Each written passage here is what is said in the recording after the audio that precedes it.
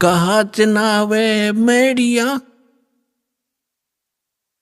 लंबी बीत उसार, घर तो 3.5 हाथ, वही घना तपोड़े 4। परमात्मा कहे कि खुशी मना रहा है, लंबी लंबी 4 द्वारी बनाकर ऊपर नीम बरवा के, कि घर तो 3.5 हाथ, घना तो 3.25। और कह कबीर अधिकाग है उनको नहीं विचार। अपना हाथ इतना होता ही है, इसको हाथ बोलते हैं अपनी देसी लैंग्वेज में। प्रत्येक व्यक्ति का अपना शरीर 3.5 हाथ का होता है। हूंठ हाथ कहते हैं, हूंठ हाथ 3.5 हाथ। तो परमात्मा कहते हैं आपने तो 6 कमरे की कोठी बना रखी है, एक कमरे में एक पलंग पे, एक कोण में वही सो सकता, कोई से में सो ले। तो कहने का भाव यह है परमात्मा का कि आप जी दूसरों को देखा देखी अपने कर्म ना बिगाड़ियो। जो तेरे भाग में भगवान ने दे रखा ठीक है, 1-2 कमरे 4 जिसे तेरे बना ले, और ना भी होता तो धक्का ना करिए, उसी में टाइम पास कर ले। सिर्फ ये सोचकर ये रेस्टोरेंट है, हमने कुछ दिन टाइम पास करना है। फिर हमारा दृष्टिकोण अपने परमात्मा पर आना चाहिए, कबीर भगवान पे। ये समर्थ थे, एक वर्ड में, एक शब्द में सारे ब्रह्मांड रख सकते हैं। पृथ्वी उस पर सब घास फूस बना सकते हैं, फिर पेड़ पौधे पैदा कर सकते हैं एज इट इज, फलदार नो के नो, सूर्य चांद बना रखे। तो वो परमात्मा एक झोंपड़ी में रहा करता और एक क्रिया करके दिखा करता कि है अपना वर्क भी करो, काम भी करो, राम भी जपो।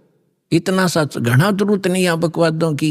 यदि तुमने यहां भी सुखी रहना है और उस सुख में स्थान को प्राप्त करना है, तो फिर जब उस मालिक की तरफ देखकर आगे चलो, संसार की तरफ देखकर चलोगे, आप इस मार्ग पर बढ़ नहीं पाओगे। ठीक फिर परमात्मा कहते ज्यों राखे त्यों ही रहूं। कैसे ही रखे मालिक, चाहे आपने सुख कार दे, कोठी दे, नो प्रॉब्लम, पर भगवान ना भूलना।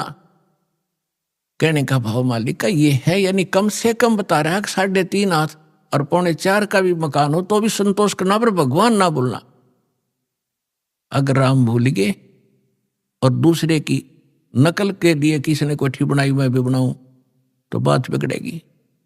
भगवान कोई बालक नहीं, सब पता उसको कि इस बच्चे को जब तक खिलौना नहीं मिलेगा यो आगे नहीं चलेगा, तो वो भी खिलौने यहाँ वो देगा आपको। ऐसी बात नहीं, बालक नहीं है। अपने बच्चे को कोई रोता नहीं देख सकता। और समर्थ धनी पिता तो कदे ना देखे, तो आप धनी पिता की संतान होगे हुई उस कबीर भगवान की। आपको किसी चीज का अभाव नहीं रहने देगा, लेकिन भक्ति करनी पड़ेगी। अब यहाँ की स्थिति बताते हैं परमात्मा कि आप किस स्थान पर रह रहे हो। साथी हमारे चले गए, हम भी चालन हारे, कोई कागज में बाकी रह रही, तात लगी है वारे। पतझड़ आवत देख कर बन रोवे मन माही, वो ऊंची टहनी पात थे आज पीले हो जाए। पात जड़नता यूं कहे सुन भई तरवर राय, अब के बिछुड़े नहीं मिले, न जाने कहाँ गिरेंगे जाए। तरवर कहता पात से सुनो पात एक बात, यहाँ की यह रीति है, एक आवत एक जात। परमात्मा एक उदाहरण दे रहे हमारे लिए। क्या बता रहे हैं कि जैसे संसार रूपी वन में और एक परिवार रूपी पेड़ लगा हुआ है, पतझड़ आती है जब उनका पत्ते झड़ने का समय आता है, उस समय परमात्मा कह रहे हैं कि पहले हरा भरा था वो वन, अब मन में रो रहा है कि कोई पत्ता नजर नहीं आ रहा, पीले होकर गिर रहे हैं। और फिर क्या बताते हैं, पतझड़ के अंदर पुराने पत्ते टूट टूट कर पीले होकर गिर जाते हैं। कोई गंदे नाले में गिरता है, कोई पशुओं के पैरों के नीचे काटा जाता है, या कोई इकट्ठा करके फूंक दिया जाता है। उसकी तुरंत बाद छोटी छोटी कोपर फूट आती है और फिर वो पत्ते बनकर फड़फड़ाने लग जाते हैं। 1 साल वो फड़फड़ा लेते हैं और फिर उनकी वही दशा होती है, फिर नई कोपल आ जाती है। तो परमात्मा समझाना चाहते हैं कि आज जो हमारे जैसे बुढ़े हो गए, ये पीले हो गया, हम सफेद बाल साफ दिखाई दे रहे हैं, ये जान का टाइम आ लिया, और अब भी बकवाद ना छुट्टा तो फिर वो मूर्ख आदमी है। और तुरंत ही दादा की मरण का टाइम हो गया, वह पोते तैयार हो लिए, 50-60 साल वो पोते नाच कूद लेंगे, फिर उनकी वह दशा होगी। तो परमात्मा कहते तुम रह कहाँ रहे हो, कदे बुद्धि से काम लिया, और लिया तो कोई विकल्प नहीं था। आज आपके सामने विकल्प है इसका कि ये काम करके आप इसको सदा के लिए समाप्त कर सकते हो। परमात्मा समझा रहे हैं कि पतझड़ आवत देखकर बन रोवे मन माही, ये उच्ची टैनी पात थे ये पीले हो जाए। पात जड़नता यूं कहे सुन भई तरवर राय, अब के बिछड़े नहीं मिले ना जाने कहाँ गिरेंगे जाए। जैसे कोई व्यक्ति को पता लग जाता है कैंसर होगी, डॉक्टर ने बता दिया कि अब 10 दिन का मेहमान है, सभी रिश्तेदार इकट्ठे होने शुरू हो जाते हैं, कुल के लोग भी हाजिरी लगाना शुरू कर देते हैं, और वो कहता है, उसको उसमें महसूस होता है कि जिस परिवार में मैं रह रहा था इसमें रह नहीं पाऊंगा, जाना पड़ेगा। तो वो अपने आप कहता है भगवान अब क्या होगा मेरा, ना जाने कहाँ जाऊंगा। तो कुल के लोग सांत्वना देते हैं, भाई चिंता ना करें, यहाँ तो सबके साथ ऐसी ही बनती है, कोई पहले मर गया कोई पीछे मर गया, ये तो सबने ही जाना है। तो यहाँ की ये एक रीति है, और ऐसी सांत्वना हम देकर उसको संतोष देते हैं, और अपनी चिंता फिर नहीं रहती। हम सोचें इसको कुछ सांत्वना दें कि वो ठीक ठाक मर गया। तो यही उदाहरण दे रहे हैं परमात्मा के पात जड़नता यूं कहे, एक परिवार से निकल कर जाने वाला जो व्यक्ति मरने वाला कह रहा हो, सुन भई तरवर राय, अब के बिछुड़े नहीं मिलेंगे तेरे तय, ना जाने कहाँ गिरेंगे जाए, ना जाने कुत्ते बनेंगे गधे बनेंगे, पता नहीं कहाँ दुर्गति होगी। अब तरवर कहता पात से सुनो पात एक बात, यहाँ की यह एक रिवाज है, परंपरा है, रीति है। एक आवे पोता आ गया, दादा की टिकट कट गई, एक आवे एक दात, यहाँ यह चिंता तो कर मत, ये तो होगा। अब इसका विकल्प बताते हैं परमात्मा, अगम निगम को खोज ले, बुद्धि विवेक विचार, उदय अस्त का राज मिले, तो बिन नाम बेगार। पूरी पृथ्वी का राजा यदि ये सत साधना नहीं कर रहा तो बेगार कर रहा है, बेगार, वो डले ढो रहा है। जब राजा डले ढो रहा तो आप अपने हिसाब लगा लो, एक जनसाधारण नागरिक राजा को तो सक्षम मानता है, समर्थ मानता है, उसके आगे भीख मांगता फिरता है, और परमात्मा कहते हैं वो भी डले ढो रहा है जो सत भक्ति नहीं करता। अब बेगार की डेफिनेशन बताऊंगा आपने, क्योंकि आप तो नई दुनिया में जन्मे हो, हम उस पुरानी दुनिया में जन्म कर नई से भी संबंधित हैं, इसलिए हमने पिछले भी सारे फार्मूले याद हैं और वर्तमान के भी। इसलिए दास आपको परमात्मा ने जो वाणी बोली वो पहले बोली थी, उसमें हमारे पुराने शब्द घने हैं जो आज के बच्चे उनको समझ नहीं सकते बेगार के चीजों से। तो इसलिए परमात्मा ने दास को ऐसे समय में यहाँ पटका ताकि मैं परमात्मा की वाणी को दास ठीक से समझ के उसके बच्चों को निर्णायक तरीके से समझा सकूं। बेगार हम छोटे छोटे थे जब हमारे गांव में रोड बना ही बना था, 3 व्हीलर चला करते, बड़े पेट्रोल से चलते थे, लंबे लंबे 3 पहिया वाले सवारी के। उनमें से एक दिन आया नहीं, दूसरे साथी पूछ रहे थे कल कहाँ गया था, आया क्यों नहीं, क्या हो गया, कुशल तो है।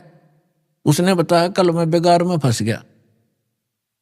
फिर वो बेगार बता रहा था कैसे कि रात के 12 बजे पुलिस वाले आ गए और मुझे उठा ले गए 2 बजे सी सुबह कल, और ले गए मुझे थाने में। पेट्रोल अपने पल्ले से डलवाया मैंने, और वो बैठ के उस समय उन्होंने कई जगह रेड लगानी थी, पर इन थाने वालों के पास व्हीकल नहीं होते थे, वो यूं ही किसी को पकड़ ले जाते थे और सारा दिन उसकी रेल बनाए रहते। वो कह रहा था कि सारा दिन लगभग 200 किलोमीटर तो मैं वैसे मेरा यू 3 व्हीलर घूमया, 200 रुपये का पेट्रोल अपने घर से डालिया, आप रोटी अपने पल्ले खाई उनको और खिलाई, जो पुलिस वाले साथ में थे चाय पानी पीवे थे कितने। और अब उसको और तो ये सोच रहे थे कि भाई गणिया कमाई कर रहा होगा, यो तो आज तक भाग्या फिर है, दौड़ा फिर है इसका 3 व्हीलर। और वो करका था अपना घर तक खर्चा सारा, अन्यों दिखा था बड़ा जोर का पहिया चल रहा इसका। तो इसको बेगार कहते हैं कि आज मैं बेगार में फंस गया था। तो यहाँ जो भी राजा बना है, कोई डॉक्टर बना है, इंजीनियर बना है, कोई IAS IPS अधिकारी बने हैं, या कोई जज बने हैं, या कोई एडवोकेट बने हैं, या कोई सेठ बना है, या कोई मंत्री, मुख्यमंत्री, प्रधानमंत्री, राष्ट्रपति बने हैं, ये पिछले जन्म के पुण्यकर्मी प्राणी होते हैं। और इनकी पहले की बैटरी चार्ज होती है, पिछला पुण्य संग्रह धन इनके साथ होता है, वही लोग ऊपर को उभरते हैं। नहीं, एक परिवार में एक तो रिक्शा चला रहा है और एक व्यक्ति अच्छी दुकान कर रहा है, उसके रोज के 200-500 रुपये ग्रहण कर रहा है, 1000 रुपये। तो ये ऐसा डिफरेंस पिछले ही संस्कारों से होता है। आज कोई मुख्यमंत्री है, अब आम व्यक्ति ने तो ऐसा दिखा ही तो भाई खुदा बन गया, आगे पीछे लाल बत्ती चले हैं और सलूट मारे बड़े बड़े अधिकारी, और हमारे जैसे भिखारी उसका आगे हाथ जोड़े खड़े रहे। तो उसको भी परमात्मा ने कहा ये एक छोटे से टुकड़े का राजा यदि पूरी पृथ्वी का शासक हो और जिसके पास भक्ति नहीं है, वो बेगार कर रहा है, वो डले ढो रहा है, वो अपने पिछले पुनों से उस 3 व्हीलर वाले की तरह घूमता तो घना स्पीड तो दिखे, ठाठ बाट दिखे, लेकिन वो अपने घर से पूंजी नष्ट कर रहा है, अपने पिछले पुनों को खोकर नाश करके अगले जन्म में कुत्ते की योनि में, गधे की योनि में जागा। इसलिए परमात्मा कहते हैं अगम निगम को खोज ले, बुद्धि विवेक विचार, उदय अस्त का राज मिले, तो बिन नाम बेगार। पृथ्वीपति चकवे गए, जिनके चक्र चलंत, रावण सरीखे कौन गिने, ऐसे गए अनंत। बिन उपदेश अचंभ है, ये क्यों जीवत हैं प्राण, भक्ति बिना कहाँ ठोर है, ये नर नाही पाषाण। हे भगवान, इस आत्मा के ऊपर कितना जामा बैठ गया, कैसा हमारे अंदर इतना कठोरपन आ गया, इतनी जबरदस्त चोट मारी दाता ने। इसको जगाने के लिए तू कहाँ बैठा है, तू कर क्या रहा, तेने करना क्या चाहिए था। और जिस सुख को तू यहाँ खोज रहा है वो भी ना मिलता तेरे को, क्योंकि वो आपको केवल संस्कार ही प्राप्त होगा। चाहे कितने कुबद कमा ले, कितनी चोरी कर ले, और कितना रिश्वत ले ले, कितनी मिलावट कर ले, कितने डाके मार ले, आपके भाग में उतना ही रहेगा, ज्यादा नहीं रह सकता। कल आपने चोरी करके 2 लाख कमा लिया, अगर कोई ऐसी समस्या पैदा हो जाएगी 4 लाख में पंडा छूटेगा, और पैसा रहा नहीं, वो कर्म बिगाड़े थे वो जो के तू तेरे सिर पर धरे रह जाएंगे, वो तेने भोगने पड़ेंगे। तो परमात्मा कहते हैं कि बिन उपदेश, देखो उपदेश माने गुरु के शिक्षा और दीक्षा, दोनों उपदेश में आ जाते हैं। जो बिन उपदेश आश्चर्य है, अचंभ है, ये क्यों जीवत है, जीव प्राण, और भक्ति बिना काठोर है, ये नर नहीं, मनुष्य नहीं है, ये तो पत्थर है। इतना विवेक नहीं रखते ये लोग। नर नाही ये पाषाण, जिनका इतना ज्ञान और ऐसी भगवान की वाणी का असर नहीं हो रहा, कहते मानुष नहीं है फिर ये तो पत्थर जैसे हृदय के इंसान हो गए। पाप कर्मों का ज्यादा प्रभाव है। और फिर जैसे आपको अभी आपने सुना कि मिलना भाग्य ही है, भाग से अधिक हो नहीं सकता, और जो आपने 2 नंबर के काम करे वो कर्म और बिगाड़ लिए। वो पाप पाप आपके साथ रहेंगे, धन नहीं रहेगा। फिर इसका विकल्प बताया परमात्मा ने, ठीक है, अनजानपने में जो गलती होगी सो होगी, आगे से सतर्क हो जाओ, यहां से दीक्षा लो, आपके पिछले पाप भी नाश होंगे, आगे आपके भाग्य में ना होगा, ये समर्थ है, आपके नए लेख लिख देगा ये कबीर भगवान, वो समर्थ शक्ति है, समझ लेना इस बात को।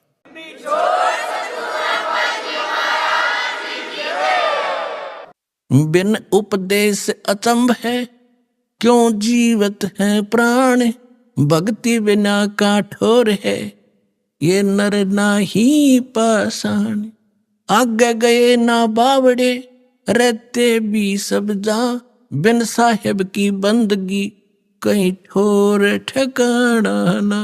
होय होय पुण्यात्माओं, कलेजा फटफटा होगा आपका एक दिन, जब आपका पाप कर्मों का बुखार उतर जाएगा, आत्मा निर्मल हो जाएगी, आंखों से आंसू नहीं सूख, क्या करेंगे जब ये वाणी सुना करोगे।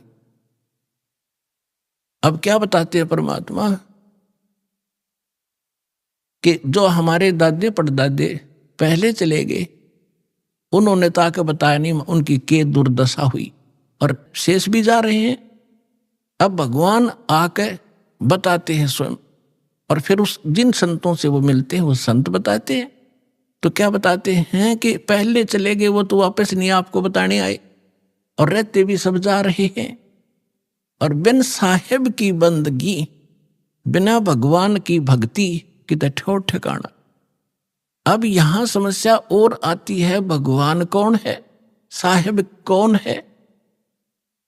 अब ये दास ने आपको बहुत बार बता रखा है, इसको बार बार रिवाइज ना करूं, क्योंकि देखो एक तहसीलदार भी साहब है, मालिक है, स्वामी है, एक कमिश्नर डिप्टी कमिश्नर भी, डीसी भी स्वामी है, डीएम बोल रहे हैं कई जगह उसको, और मंत्री भी, पर मुख्यमंत्री भी साहब हैं, प्रधानमंत्री भी साहब है, राष्ट्रपति भी साहब।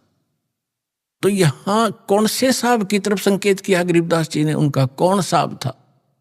अनंत कोट ब्रह्मांड का एक रुति नहीं भार, सतगुरु पुरुष कबीर हैं ये कुल के सिरजनहार। हम सुल्तानी नानक तारे दादू को उपदेश दिया, जात जुलाहा वेद न पाया वो काशी में कबीर हुआ। यानी ये भगवान भी बता दिया है वो साहेब कौन सा जिसकी भक्ति करनी चाहिए, ये वो परमात्मा है जो काशी में धानक जुलाहे रूप में कबीर नाम से आए थे।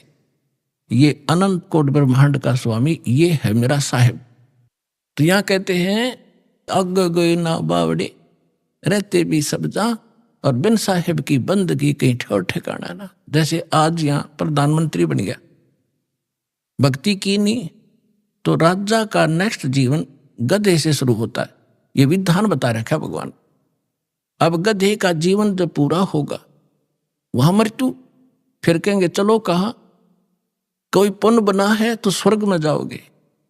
स्वर्ग का समय निर्धारित है आपके पुण्यों के आधार से, आपकी पूंजी जब समाप्त हो जाएगी फिर चलो नरक में, पाप वहां भोगने पड़ेंगे। जब तक हम कबीर साहब की शरण में नहीं आते, इस दास से उपदेश लेकर सत भक्ति आप नहीं करोगे, तो आपको केवल वर्क डन मिलेगा, जैसा कर्म किया वैसा ही भगवान आपका थारा भगवान उतना ही फल देता रहता है।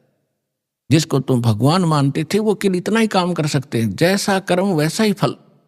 और ये परमात्मा आपके पाप नाश करेगा, ना भाग्य में होगा, और आपको आवश्यकता होगी नो नहीं बेमतलब डिमांड करोगे वो नहीं मिलेगा। एक विद्यार्थी जो आवश्यक वस्तु मांगता है पिता माता वही देते हैं, और वो मांगा मैंने बंदूक ला दे कि पागल है पिताजी, विद्यार्थी को गन ला के देगा तो ऐसी डिमांड करोगे फिर नहीं मिलेगी आपको। हाँ, जो आवश्यक होगी समर्थ पिता सब कुछ देगा अपने बच्चे को, हर पल पल पर सारी सुविधा देता है, तो आप समर्थ की शरण में आ गए हो। अब फिर उसके बाद जब आप नरक में जाओगे, फिर नरक से कहेंगे चलो समय पूरा होगा, कुत्ता बनो, कुत्ते का समय पूरा हुआ, चलो आगे नेक्स्ट जीवन। और फिर कभी मनुष्य बन गए भूल भटक कर, फिर यही क्रियाएं, फिर मृत्यु, फिर चलो।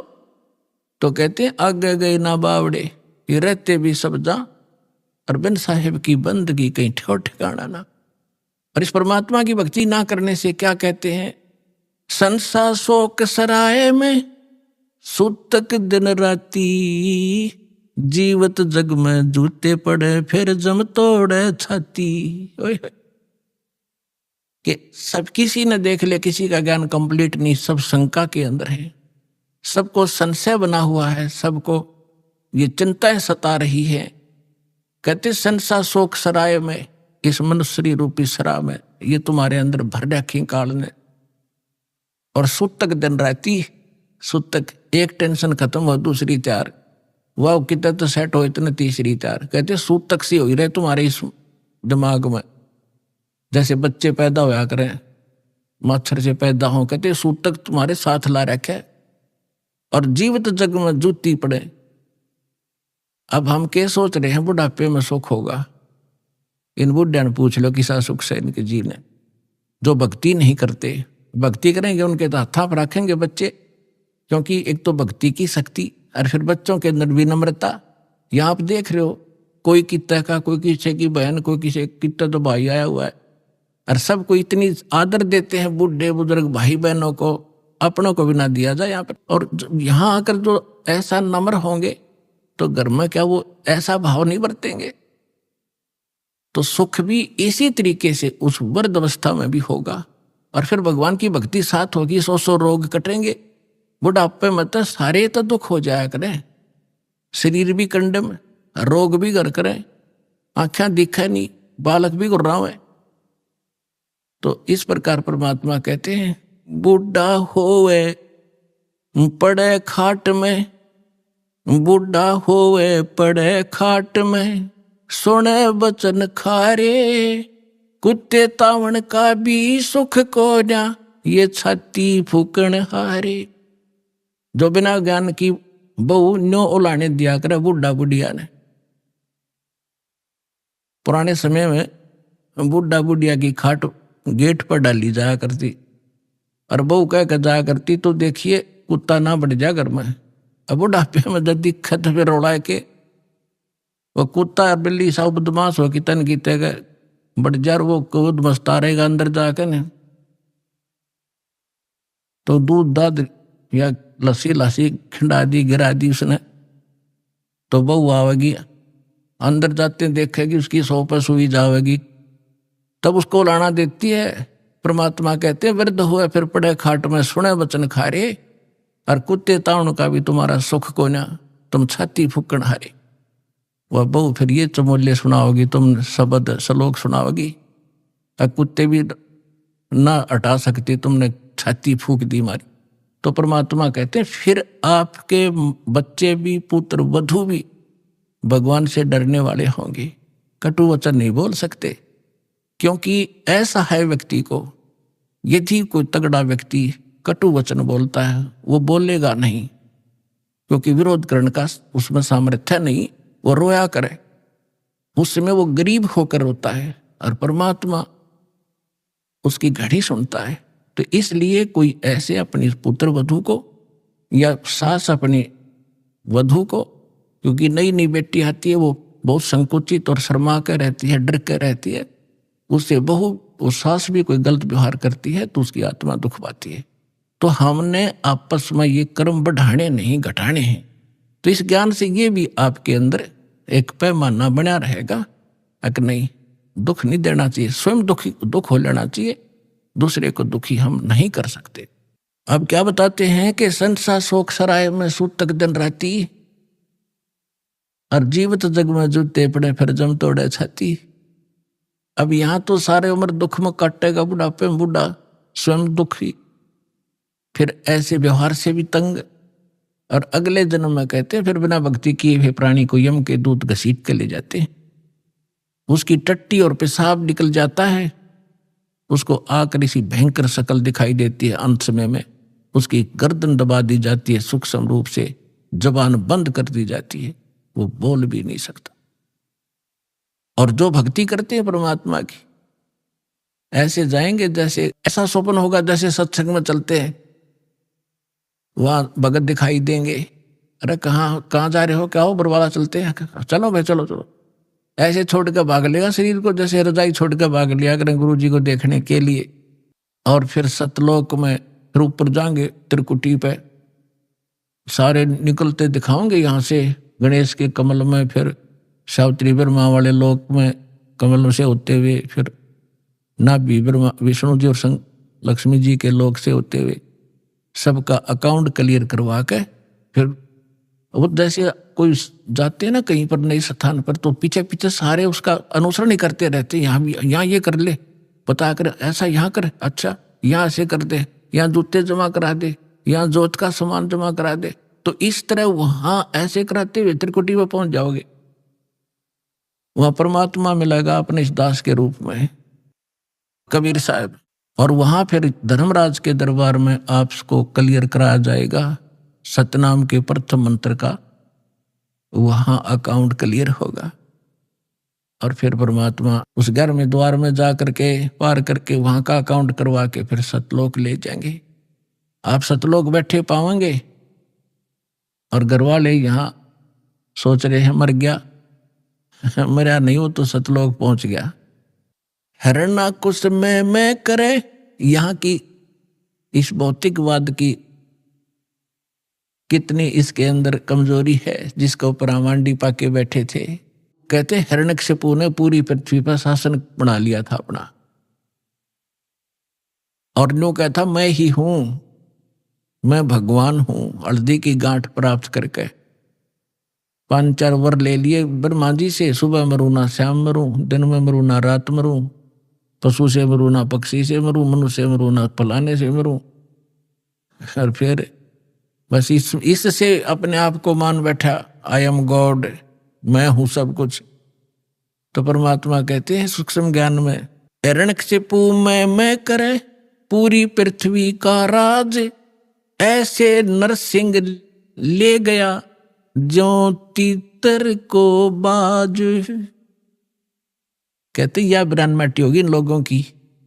हिरण्यकशिपु छाती तड़वाई, ब्राह्मण बाणा और कर्म कसाई, बगैर ज्ञान के भक्ति भी करता था, ऐसी सिद्धियां भी प्राप्त कर ली थी जिसको उससे भ्रम हो गया कि मैं सब कुछ बन गया। तो परमात्मा कहते बिना ज्ञान के हिरण्यकुश छाती तड़वाई और ब्राह्मण बाणा और कर्म कसाई। ऊं तो भगत दिखाई दे, ब्राह्मण माने भगत भी होता है, ऊं तो भगत और भक्ति करे, और कर्म कसाई वाले तो कहते ऐसे लोगों की छाती टूटिया करती है, भगवान ने उसका पेट पाड़ के गिर दिया। हिरण्यकुश छाती तड़वाई और ब्राह्मण बाणा और काम कसाई। कबीर लूट सको तो लूटियो, राम नाम की लूटी, पीछे फिर पछताओगे, प्राण जहांगे छूट। अब ये बात आप पहले भी पढ़ा सुना भी करते, लेकिन आज सुनोगे ना आपकी छाती में लगेंगी सारी, क्योंकि अधिकारी के बिना ये अमल में आ ही नहीं सकती। और परमात्मा की दया इस दास पर है।